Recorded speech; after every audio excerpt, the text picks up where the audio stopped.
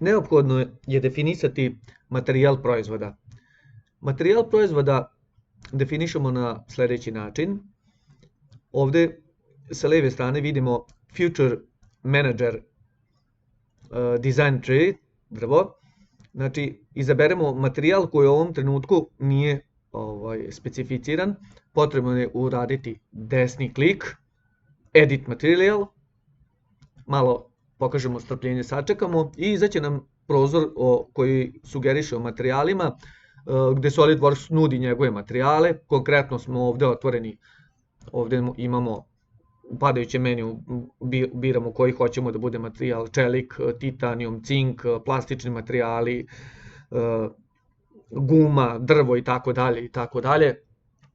Konkretno u našem slučaju bavimo se predmetom glodanja metala, izabrat ćemo neki čelik, na primjer neka to bude čelik u ovom padajućem meniju, možemo da i preko miša scrollujemo ovaj AISI 4130 stil, normalizovan na 870 stepeni Celzijusova. Potrebno da je levi mišem kliknemo na njega i kliknemo Apply.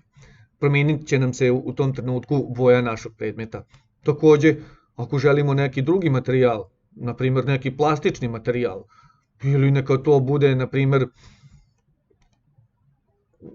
na primjer polimetil metakrilat, također kliknemo na Apply, desit će se promjena, evo da to vidite, u boji, dakle teksturi našeg radnog predmeta.